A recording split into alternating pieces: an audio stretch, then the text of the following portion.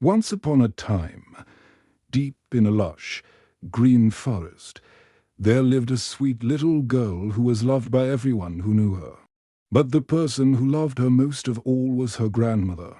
Her grandmother adored her so much that she once made her a beautiful little cloak of red velvet. The girl loved it and wore it everywhere she went, so everyone in the village started calling her Little Red Riding Hood.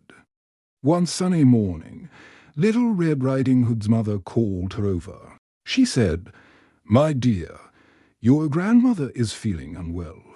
I've packed a basket with some fresh bread, a piece of cake, and a bottle of wine. Please take it to her. It will help her feel much better. Now, be a good girl and go straight to her house. Don't dawdle, and most importantly, do not stray from the path." Little Red Riding Hood promised her mother she would be careful. She took the basket, waved goodbye, and set off on her journey. Her grandmother's cottage was on the other side of the forest, about a half-hour's walk away. The path was familiar, winding through tall oak trees and past patches of colorful wild flowers. The birds were singing, and sunbeams danced through the leaves, making everything look magical. As she skipped along, a wolf suddenly appeared from behind a large tree. Now, Little Red Riding Hood was a kind and trusting girl, and she had never been told that wolves could be dangerous. So, when the wolf greeted her with a smooth, friendly voice, she wasn't scared at all. "Good morning, Little Red Riding Hood," he said, his eyes glinting. "Good morning to you too, Mr. Wolf," she replied cheerfully. "And where are you off to so early in the day?" The wolf asked, trying to sound as casual as possible. "I'm on my way to my grandmother's house," she explained.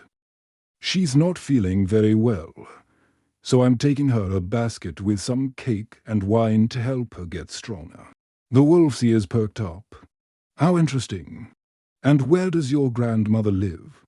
he pried, stepping a little closer. "Oh, her cottage is just a bit further into the forest," Little Red Riding Hood said innocently. "It's the one under the 3 big oak trees, with the hazelnut head round it. You can't miss it." The wolf's mind started racing. What a delicious plan was forming.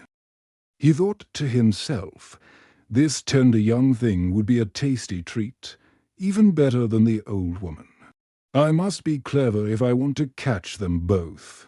So he put on his most charming smile and walked alongside her for a little while. Then he said, "Little Red Riding Hood, just look at all these beautiful flowers round you. Why are you rushing along the path? The forest is so full of wonderful things. Listen to the birds singing so sweetly. It's a lovely day to explore a little." Little Red Riding Hood looked round. The wolf was right.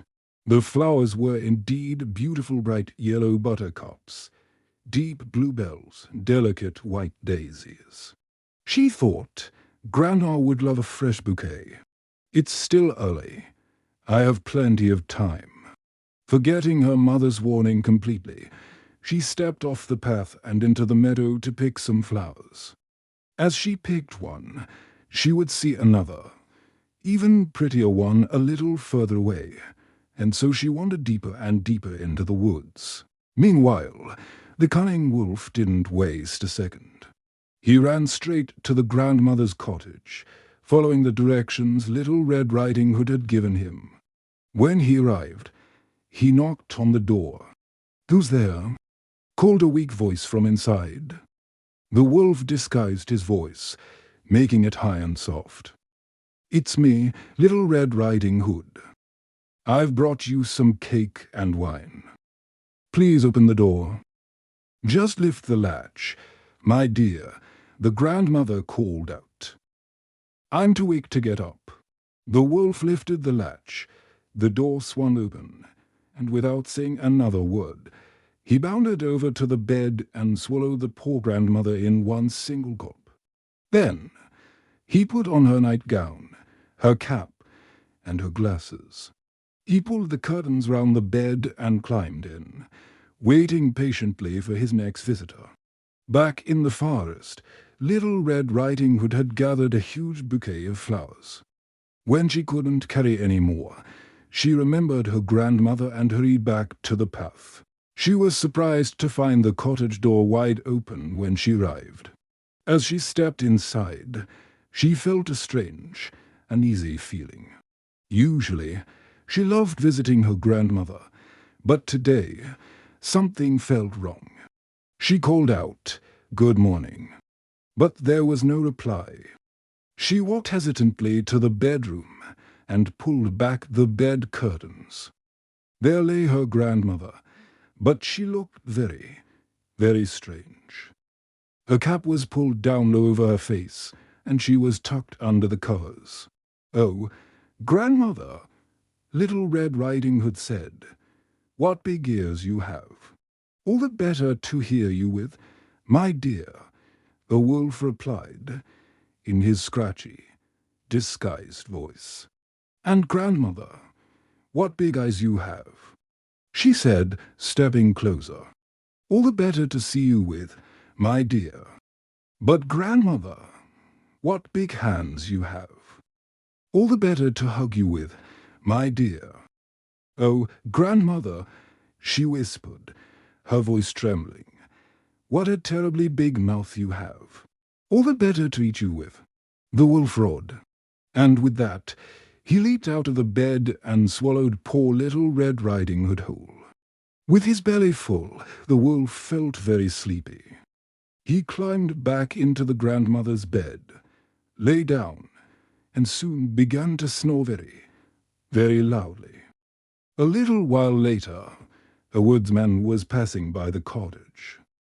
He heard the loud snoring and thought, "My goodness, the old woman is snoring so loudly. I should probably check if she's all right."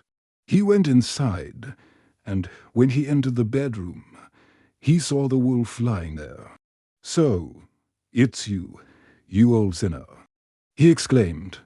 "I've been looking for you for a long time." He was about to raise his axe, but then he noticed the wolf's large, swollen belly. He thought that perhaps the wolf had swallowed the grandmother, and she might still be saved. So, instead of using his axe, he took a pair of scissors and carefully began to snip open the sleeping wolf's stomach. After just a few snips, he saw a flash of a red cloak. He snipped a little more, and out jumped Little Red Riding Hood, crying, "Oh, I was so scared." It was so dark inside the wolf. And a moment later, the grandmother emerged as well, alive but very weak. Then, Little Red Riding Hood had an idea. She ran outside and gathered several large, heavy stones. They filled the wolf's belly with the stones, and the grandmother carefully sewed the skin back up. When the wolf finally woke up, he felt incredibly heavy. He tried to run away, but the stones were so weighty that he stumbled, fell down, and that was the end of him. The three of them were overjoyed. The woodsman went on his way, and the grandmother ate the cake and drank the wine that Little Red Riding Hood had brought. It made her feel much stronger. As for Little Red Riding Hood, she learned a very important lesson that day. She promised herself she would never again stray from the path when her mother told her not to, and she would never again talk to a stranger in the forest. And from that day forward, she always listened to her mother's advice and lived happily and safely ever after. Thanks for listening to our story today. If you enjoyed it, please give us a like and subscribe for more classic tales. See you next time.